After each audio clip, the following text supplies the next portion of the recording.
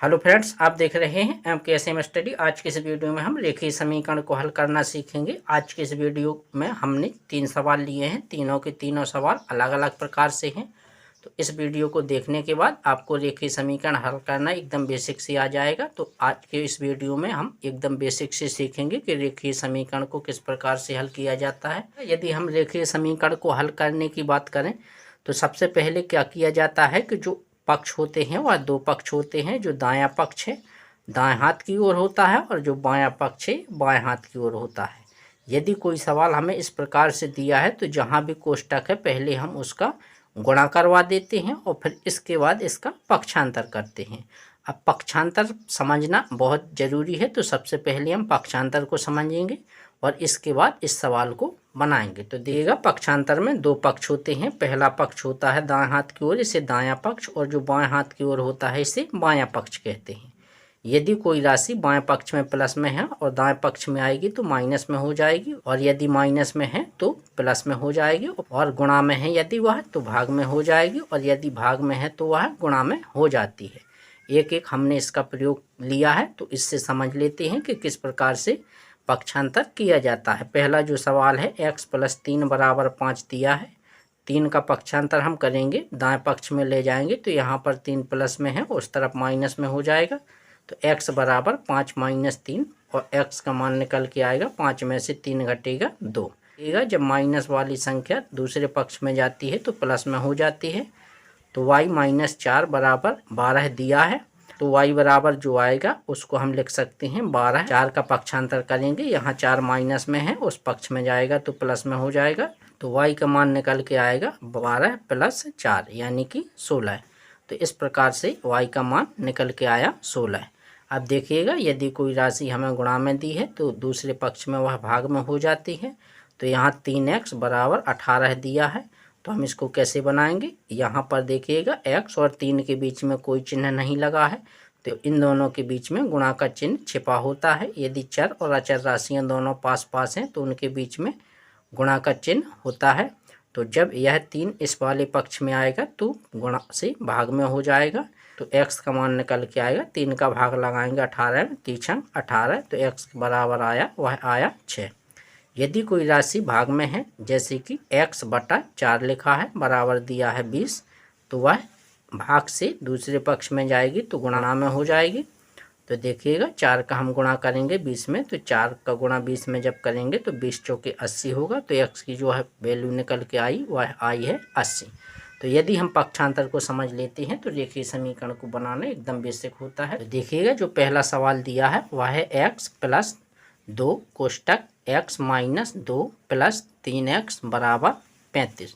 यदि हमें इस प्रकार का कोई सवाल दिया है तो हम उसको कैसे बनाते हैं, पहले जहाँ भी ब्रैकेट्स है उसका हम गुणा कर लेते हैं। तो पहले हम x का 2 में गुणा करेंगे और -2 का भी +2 में गुणा करेंगे। अब देखिएगा, जहाँ भी माइनस और प्लस के चिन्हों का गुणा करने की बात आती है तो उस गुणा को पहले हम समझ लें, तभी हम इसका गुणा कर सकते हैं। यदि हमें गुणा के चिन्ह नहीं आते हैं तो हम फिर सवाल को गलत कर देते हैं और आंसर भी गलत आता है। तो देखिएगा, हम पहले गुणा के नियम भी समझ लेंगे एक साथ, फिर इसको बनाएंगे। यदि पहली संख्या प्लस में है और दूसरी संख्या भी प्लस में है, उसका हमें गुणा करवाना है तो प्लस ही आएगा। और यदि पहली संख्या माइनस में हो और दूसरी संख्या भी माइनस में हो, उसका गुणा हम करवाएंगे तो हमेशा प्लस आएगा। इससे हमने समझा है कि जब समान चिन्हों का गुणा करते हैं तो हमेशा प्लस ही प्राप्त होता है। और देखिएगा, यदि पहली संख्या प्लस में है और दूसरी संख्या माइनस में है, इसका हम गुणा करेंगे तो हमेशा माइनस आएगा। और यदि पहली संख्या माइनस में है और दूसरी संख्या प्लस में है, इसका भी गुणा करेंगे तो माइनस आएगा। जब असमान चिन्हों का गुणा किया जाता है तो हमेशा माइनस प्राप्त होता है। असमान चिन्ह का मतलब होता है पहला प्लस दूसरा माइनस। समान चिन्ह का मतलब था एक जैसे चिन्ह, दोनों प्लस प्लस के होंगे या दोनों माइनस माइनस के, तो इसका गुणा हमेशा प्लस होता है। और जब असमान चिन्हों का गुणा होता है तो हमेशा माइनस होता है। तो चलिएगा, अब हम बना लेते हैं सवाल को। सबसे पहले हम ब्रैकेट्स का अंदर गुणा करेंगे, फिर इसका पक्षांतर करेंगे। तो यहाँ पर लिखेंगे x + x का 2 में गुणा होगा। देखिएगा, प्लस का प्लस में होगा तो प्लस ही रहेगा, समान चिन्ह है तो यहाँ आएगा 2x। पर माइनस का प्लस में होगा, असमान चिन्ह है तो माइनस आएगा। और 2 का 2 में 2 दूना 4 प्लस 3x बराबर 35। अब देखिएगा सजातीय पदों को हम जोड़ देंगे और संख्या को इस तरफ लाएंगे। भाई संख्या संख्या के साथ जुड़ेगी और घटेगी, और सजातीय पद जो x वाले हैं उसको हम जोड़ लेंगे। तो देखिएगा 3x में 2x जोड़ेंगे तो 5x होगा, और 5x में x जोड़ेंगे तो 5 और 1 6। तो यहाँ लिखेंगे हम 6x बराबर 35, और 4 को हम जब बाएं पक्ष से दाएं पक्ष में लाएंगे तो इसका पक्षांतर हो जाएगा, तो ये होगा माइनस से प्लस में। तो यहाँ लिखेंगे प्लस 4। तो 6x बराबर 35 में 4 जोड़ेंगे तो हो जाएगा 39। तो यहाँ लिखेंगे 39। तो x बराबर जो आएगा देखिएगा यहाँ पर अचर राशि और चर राशि दोनों दी गई हैं, कोई चिन्ह नहीं है बीच में, तो गुणा में मानी जाती हैं। तो 6 इस तरफ आएगा तो भाग में हो जाएगा गुणा से, तो इसको हम लिख सकते हैं 39/6।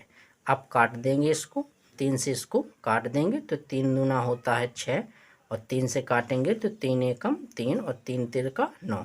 तो x का मान जो आया है वह आया है 13/2।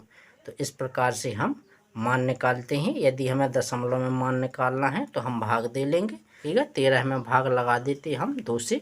जब हम 13 में भाग लगाते 2 से तो आता 2 6 12। तो यहाँ पर 12 होता, 13 में से 12 घटता 1 बचता। यहाँ पर दशमलव लगाते और दशमलव से हम 3 जीरो बढ़ा सकते हैं, तो पहले जीरो बढ़ाते यहाँ पर। तो 2 का भाग देते 10 में, 2 पंचे 10 आ जाता। अब यहाँ पर 10 आ गया और ये कट गया, तो इसका मान आता 6.5। तो यहाँ हम x की वैल्यू 6.5 भी रख सकते हैं। तो इस प्रकार से यदि हमें दशमलव में मान निकालना है तो हम भाग लगा देंगे, और यदि हमें भिन्न के रूप में निकालना है तो हम इस प्रकार से निकाल लेते हैं। चलिएगा अब हम बना लेते हैं अगला सवाल। तो अगला सवाल जो हमें दिया है वह इस प्रकार से दिया है, देखिएगा। तो सबसे पहले हम ब्रैकेट्स का गुणा करेंगे, फिर इसके बाद इसे हल करेंगे। तो यहाँ लिखेंगे सबसे पहले 3x माइनस प्लस, और माइनस का गुणा माइनस होता है, x का 2 में करेंगे तो 2x होगा। अब देखिएगा माइनस और माइनस का गुणा जो होगा वह प्लस होता है, समान चिन्ह का गुणा। 5 का 2 में करवाएंगे तो 5 दूनी 10 होगा, बराबर इसका करवा लेंगे, प्लस प्लस प्लस ही आएगा। 2 का करवाएंगे x में तो 2x होगा, प्लस का प्लस से तो प्लस, और 3 दूना 6 माइनस 8 ज्यों का त्यों रहेगा। अब देखिएगा x वाले पदों को हम एक तरफ रखेंगे और संख्या को एक तरफ रखेंगे। इससे क्या होगा, सवाल को हल करने में आसानी होगी। तो देखिएगा 3x में से 2x घटाएंगे तो यहाँ बचेगा x, और 2x का जब हम पक्षांतर करेंगे इस तरफ लाएंगे तो ये हो जाएगा प्लस से, कोई चिन्ह नहीं है तो प्लस में मानी जाती है संख्या। तो इस तरफ लाएंगे तो माइनस में हो जाएगा 2x बराबर। अब देखिएगा माइनस का 8 और प्लस का 6, माइनस की संख्या ज़्यादा है तो ज़्यादा में से कम घटेगा, तो माइनस का यहाँ 2 बचेगा, और 10 का हम करेंगे पक्षांतर उस तरफ, तो प्लस का 10 है उस तरफ जाएगा तो माइनस का 10 हो जाएगा। अब देखिएगा इसको हम हल कर लेंगे। तो माइनस के 2x में से x घटेगा तो बचेगा माइनस x। यहाँ माइनस और माइनस दोनों संख्याएं हैं, तो माइनस और माइनस का जोड़ किया जाता है, तो 10 में 2 जोड़ेंगे तो आ जाएगा माइनस का 12।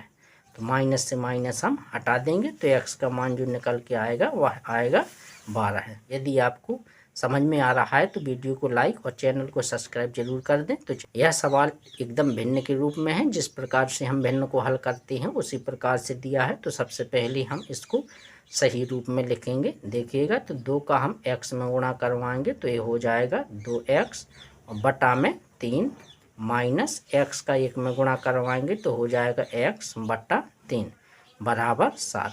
अब जब हम भिन्न हल करते हैं तो उनके हरों को देखते हैं। यदि हर समान है तो हम उसको सीधे जोड़ सकते हैं और सीधे घटा सकते हैं, और यदि हर समान ना होते तो हम इसका लासा लेकर हल करते। तो यहाँ देखिएगा हर समान है तो हम यहाँ पर 3 उतार लेंगे और 2x में से x घटा देंगे, क्योंकि जब हर समान होते हैं तो हम सीधे घटा सकते हैं और सीधे जोड़ भी सकते हैं अंशों को, ठीक है। अब देखिएगा 2x में से x घटेगा तो यहाँ पर बचेगा x बटा 3 बराबर 7। अब क्या करेंगे, x की वैल्यू हमें निकालना है। एक तरफ हमें भिन्न के रूप में दिया है, एक तरफ संख्या। तो इस प्रकार से जब भी दिया हो तो उसके लिए तिर्यक गुणा करवा देते हैं, तो एक सीधी लाइन में निकल आता है। तो देखिएगा 1 का गुणा हम करवाएंगे x में और 3 का गुणा करवाएंगे हम 7 में। तो x का मान जो निकल के आएगा वह कितना आएगा, 1 का गुणा करवाते x में x आएगा और 3 का 7 में, तो 7 × 21 आएगा। तो इस प्रकार से देखिए समीकरण को हल करना बहुत ही आसान होता है यदि हमें पक्षांतर और गुणा करना आता है। तो आज की वीडियो में इतना ही। यदि आपको वीडियो पसंद आया हो तो अपने दोस्तों तक शेयर ज़रूर करें।